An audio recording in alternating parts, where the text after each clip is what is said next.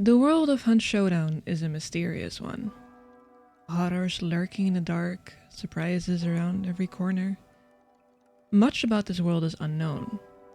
A new kind of disease called the corruption that broke out in 1895. An unknown entity commonly referred to as the sculptor who seems to orchestrate it all. There are many stories and we don't even know the actual origin. But there are some stories we do know. And I'm about to tell you one of them. Welcome. A researcher's insight into the armored, undated. I've used the works of Scognamiglio himself to illustrate the comprehensive analysis of the armored, a rare pleasure as so few survived. A more physical analysis is available from Harold Black. It follows. The armored, its name has proved remarkably ambiguous. Some invoke a defensive figure, one that is willing to slip back into its shell. That could not be further from the apparent truth, as many accounts suggest the opposite. A creature well protected, enabled to go on dangerous offensives. A shock troop, with more mobility, and so flexibility, than the gigantic meathead. To paraphrase George Washington, offensive operations are the surest means of defense. So, this specimen is seemingly equipped to relentless pursuit of its targets, protected from their retaliatory fire. One account cites it intelligent enough to smash through doors, though this cannot be verified. So, what is its armor protecting? A fool would think itself. No. Again and again, these enemies are encountered in proximity to rifts, those apparently vulnerable or important locations to the beast. They lurk behind doors, linger on doorsteps, all potential choke points, all vital locations to control. A hunter's name for it was pragmatic. They did not dabble into occultism to explain it. While it's as certain this creature existed, as certain as the grunts at least, its taxonomy is indeterminate. Some think of it as little more than an armored grunt, some mutation having thickened the skin and developed a chitinous exoskeleton. I would differ on this point. It's frequently noted that the armored husk is particularly flammable and was vulnerable to all manner of incendiary devices. Others, who perhaps align more closely with my own beliefs, think of it as something distinct in its own right, that such a mutation must have a more significant purpose. De Servus Diaboli. Author Tamrat Scognamiglio. Manuscripts translated from Vonich. The armored, named for their inhuman chitin, flesh-dried, hardened. A hollowed husk of hope. A knight-errant arrived dead on his horse. The Lord of Pestilence has stripped the walls of these of their guardsmen. Now the cursed roam the 9 circles free. Hell has been harrowed a second time, but the saved souls are not deserved to rise to heaven. To earth instead, to sanctify our hallowed ground with their satanic sentiment. I've written thus far of the miser grunts and glutton meathead. Fitting analogies, for beyond the walls of these is the refuge of the truly penitent, sinners of malice. A legend from my childhood. A Deptera, wandering the desert, is visited upon by a Tempus Madrid. Undeterred by the swirling smokes and sands, for he knows it will pass, he staggers on. The noxious winds rise to a tempestuous whirlwind. The man walks on, even as the skin is shorn from his bones. He arrives at a camp. The travelers recoil in shock. He is now clothed in light. He rests at the fire and recounts his tale. At sunup, he finishes abruptly, for he has returned to stone. This legend is true across the world, even here. There's an old tale of a fisherman who sails deep into the Gulf to catch a great fish. He fights it for 3 days, until it comes close enough to spear. On the journey home, sharks eat the fish. The exhausted man returns with the bones, which are large enough to impress the other fishermen. He has nothing but glory. Stubborn, resolute in the face of death, vainglorious in his onset. Those are the traits that raise men and women to great feats, then doom them. These are the raw virtues and sins of those who are made armored. Indomitable will that in death catalyzes their petrification. A curse and a blessing, for the hardened chitin is at the mercy of our own hellfire. A spark of ignition enough to set it ablaze and burn the whale out from within. Clippings from the New Orleans True Crescent. Authors unknown.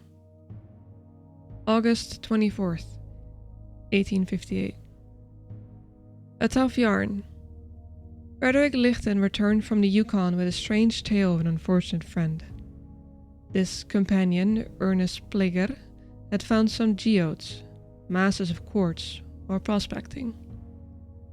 In one such mass there was a cavity lined with crystal, containing fluid, called the water of crystallization. Pleger, with a jesting remark, drank the fluid, and soon after complained of a weight and pain in stomach and bowels. He soon died, his body instantly rigid. In not a few hours, petrification took place.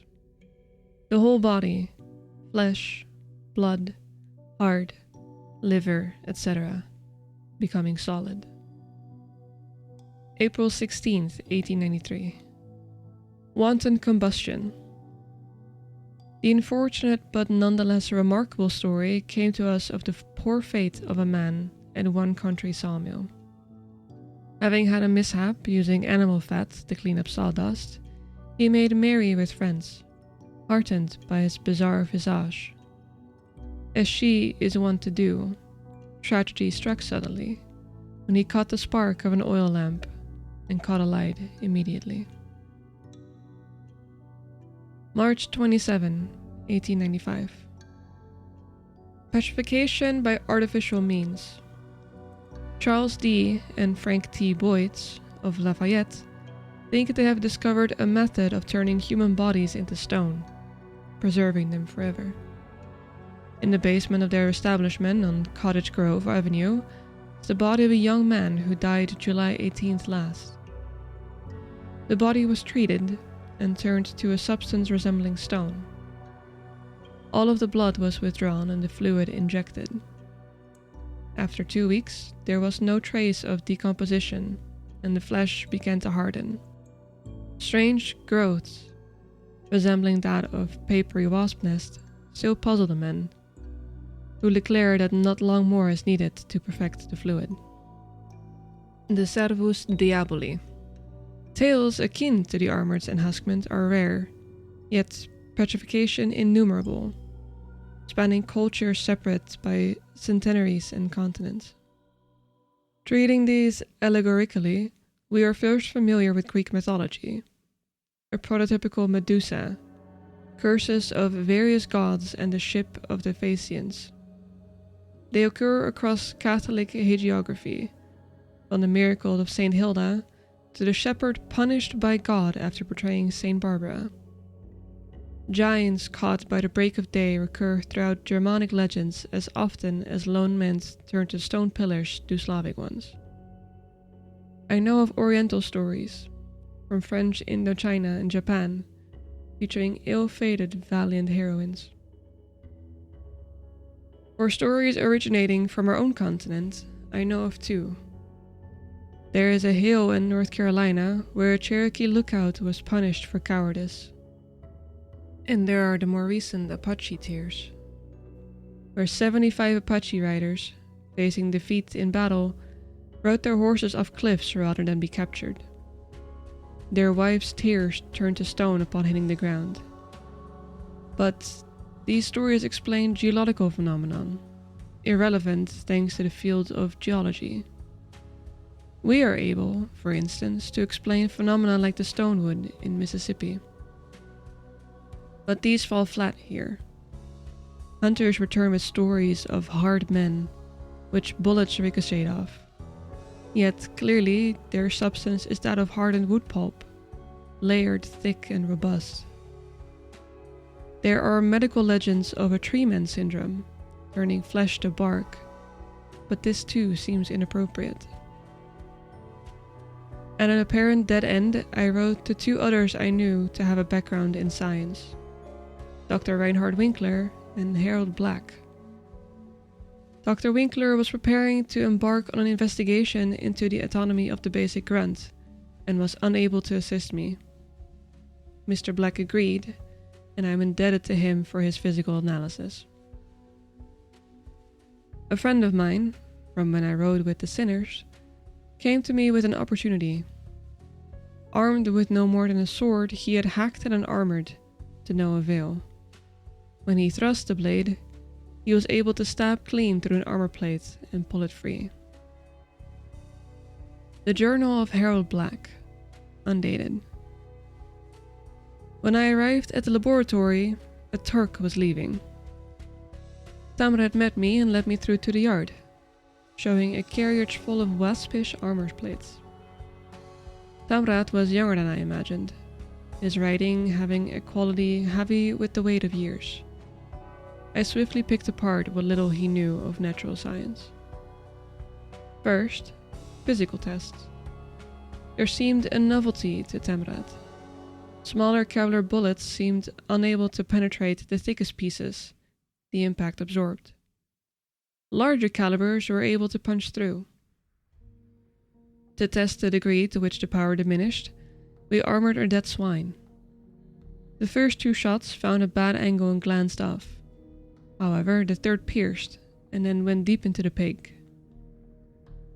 Visually, the plates were similar to paper, akin to the large cocoon found in Healing Waters Church. Their composition far dissimilar. The material somewhat similar to chitin, commonly found in exoskeletons of crustaceans and insects, and scales of fish and amphibians. On a microscopic level, these are fibers, like whiskers, that fuse at the ends and form into a dense mat. Impossible to determine if they are naturally human or not. The day after, we awoke to find the armored gone, or rather, disintegrated. Covering the laboratory was a layer of dust. On closer examination, we found tiny black maggots crawling among the granules, writhing and feeding. We torched the house and rode from Algiers before the crime was discovered. Tamrat was forlorn at the loss of his library. We parted ways at the docks. But we had learned a vital lesson. Never bring anything back into the city. I had read enough legends myself to know not to steal fire from the gods. I had a brief encounter with Dr. Winkler before he departed. He stated the investigation was fruitless. The armored was little more than a grunt with an exoskeleton. I would have to find a live specimen. Their behavior was fortunately predictable. As their tough exterior testifies, they're used primarily as protectors. I needed several bloodied hunters to assist me, but I lacked the funds, and Tamrat was drinking away the loss of his books. Isabella agreed to my terms. A conduit. I was confident her attunement could lead us to a virulent rift. Isabella curiously rejected the notion that she was a seer. She had troubles enough being typified as a mystic or practitioner of voodoo. Few contracts were offered to a black woman, suffering the worst of both discrimination, so she was at least affordable. We found an armored quickly, however were unable to control it. A shotgun blast dismembered its lower body, slowing it down. Prime for a clean kill. However, the arrival of other hunters forced us to abandon it. Isabella found and drew a second into a bear trap. Immobilized, she was able to precisely hit its cranium, dispatching it in a single shot. The specimen was fresh, but our time limited. In the 40 minutes we spent there, it's a sure death to spend more than an hour in the hunting grounds. I noted that the chitin plates seemed to grow, some 2 inches, even after death. Deep in the chest cavity, a disturbing anomaly. A third arm, slender and sinewy, sprouting what could only be described as fangs. It was crooked and underdeveloped, though an incision showed, thick with muscle. Could it be growing? Emerging to give the armored some new mobility? Or was it evidence of something lost along the way? An underutilized specialization. Dr. Winkler's thesis proves false. Thank you guys so much for watching this episode. Be sure to like and subscribe if you haven't already, and make sure to click that bell so when the next episode goes live, you get a notification. I will see you guys in the next one.